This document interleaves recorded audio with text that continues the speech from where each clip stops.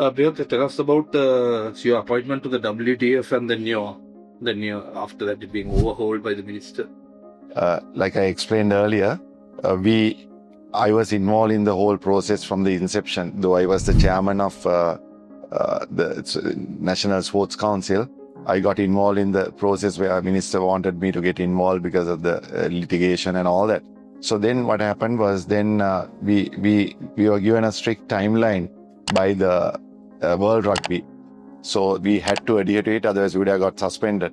So because of that, and then they wanted us to do three things. Actually, that one thing is to do a proper due diligence on the clubs, and then also election committee. There was a violation or whatever. There were some accusations, so they had to look into that. And then, of course, we had to adopt the new constitution that was agreed by all the stakeholders, Sri Lanka Rugby, to ensure that we adopt that, and then also hold the AGM after that. So because of that, I think the Honorable Minister, he actually appointed a committee because this committee had only two tasks. So he appointed one of the judiciary people, that is Dinar Phillips, then obviously the Suresh Subramaniam from the NOC president, and then Latif was the chairman. Yeah. So then minister wanted to appoint, I think, two people from the sports council. So he appointed us, but it was the chairman. Because I was the chairman. Yeah, absolutely. So no, I was not the chairman initially, but then they had to make me the chairman because if I was going to be in the committee, that's what has happened. And then obviously it was not going to be a sports association. It was just to be an interim committee to look into these two. They name it as a working interim committee. It was just a task force. But then according to the sports, then they realized and then they changed it.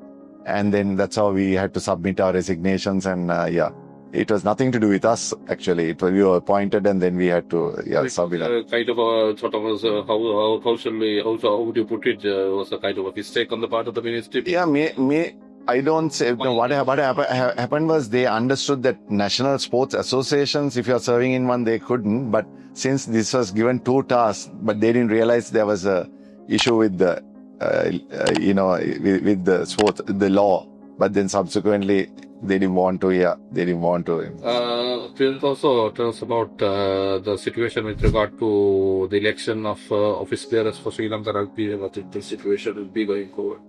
So now we will have to adopt the new constitution that is proposed and again agreed by the sports, all the stakeholders.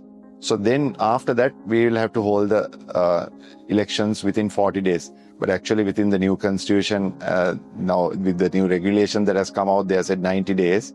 But I don't know whether we'll get that kind of time from the World Rugby. So once that's done, then we'll have to announce the date of the elections. So there's in your view, the AGM will take place for Sri Lanka Rugby in due course. Yes, that's a plan, and that's what the AG's department we have discussed with our lawyers as well. So that's what they want us to, first adopt the constitution and then go ahead with the elections. So this administrative, these governance issues will not have an impact on the national team going forward. No, I don't think so, because anyway, the earlier 2 hours was managed by a different committee, which I was part of that committee. And so similar, I think the same committee. And in addition, there are about 2 other new guys who had come into the committee, but it's the same committee that's handling it. So this will not have any impact on that. Priyantha, also, how would you look at the national team's preparations going forward into the international season? So we have 3 matches now. So within the next 1.5 months, we'll play 3 matches. That's with starting with Korea. Then we have to go to Hong Kong and play Hong Kong, and then we play UAE. It's not going to be easy, but luckily we are playing 2 matches here. I think if we can, compete in the set pieces, I think we have a chance. Also, Priyantha, would like to get some clarification from you with regard to the criticism directed at you, particularly by some people for your strong criticism of the selections of the New Zealand under 85 teams to Sri Lanka. No, I think what happened was, I think I didn't expect us to have such a big crowd against Malaysia. And because we had not played 15-a-side rugby, 15-a-side rugby was virtually dead. So Malaysian game, I mean, people came in numbers and supported, and the Sri Lankan team also played well. I thought, I mean, to score more than 50 points, you have to be good, right? I mean, we wouldn't have been at our best, but still we played, well. And I think we were getting the combinations right, everything, and the crowds were coming. So it was a really good thing for us. And then we had the biggest ever series, as far as we are concerned, against New Zealand, 85. So there was a lot of hype in New Zealand and a lot of hype here as well. And the crowds, we had numbers. And then suddenly for the selection committee and whoever made the decision, for coach or whatever, to make a decision that to rest, just keep 6 players and rest the others. I just don't understand. We are playing probably the best possible team in the world, and we are resting players. I mean, what does it say? I mean, when we played, I mean, you can rest the players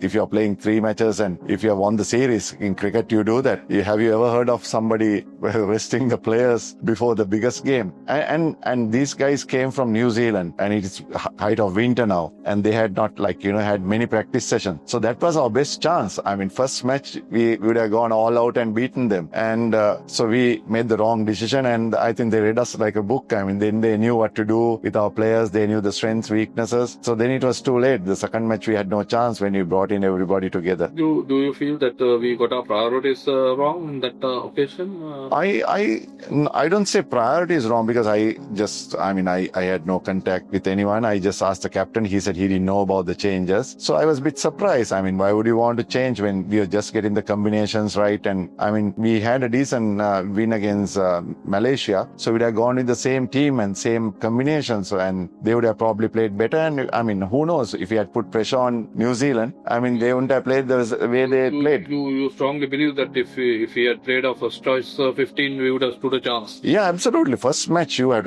played Lautoka, and during our time, I had just played in New Zealand and come back, and they had about 8 or 9 national players. And the very first match, we lost in the last minute, and the second match, we got hammered. So that's why first match is your best chance. And especially when you're playing a better team than you don't rest the players on the first game. Yeah, you don't do that. I mean, you have lost the series, right? You arrested the players, you lost the series, and what are you trying to do with the second game? You're trying to win or what? I mean... So, does that show give us a lesson going into the future? Yeah, definitely. I mean, you play your best team. I think that's why. In the first game, you always play the best game. And the second game you win, then you can try out players in the third game. Or then you can invite somebody who's below us, all right, and then you play trial matches against them. That's fine. I mean, you look at the school season, we play 1 or 2 matches before the season, so give everybody a chance to pick the best team. But you don't play the best team in the league and rest the players. You don't do that.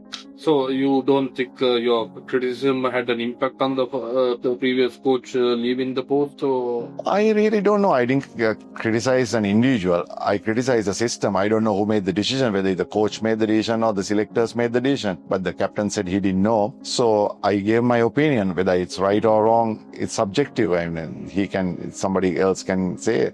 But I said it as an ex-player. I mean, I also captained the team, but I would have never agreed to a coach resting your best players when you're playing the better opposition, obviously. But also, can you give us your views about an allegation that's leveled at you about when you served as CEO, about the Fijian fiasco? So Fijian fiasco started in 2014, I think. So 2014, and then I came to the rugby union as a CEO.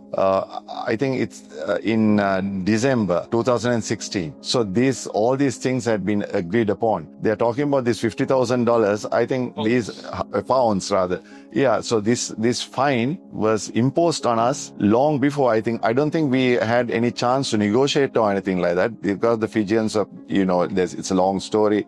Fijians have played. I was never involved in any of those negotiations. And then by that time they had already made the decision. And so when I came to the scene, I was a CEO, and I was not I don't make policy decisions, whom to pay, what to pay, and those things. But it was done before me anyway. So it was never CEO's decision. I think it's sad that the people who are criticizing are the ones who are in the committee, and they became the presidents, vice presidents. After that, no one spoke about it. And suddenly they leave the association and they they speak about it. I just don't understand the logic of it. Yeah. So definitely you think that it's something that that was you are not part of it at all, and that these people are simply casting aspersions on your character. Yes, I think, and then also the press. I mean, obviously, I mean, like I told you, I mean, if there is a problem between you and me, there are three sides of the stories, right? Your story, my story, and the true story. And the press listen to you and write something even without questioning me. So that's a problem. So then now it has, blown out of proportion. Now I have to explain to everybody why I have done this. But I just don't understand the people who are talking about it, and I wish they can come and ask me openly if somebody has a problem.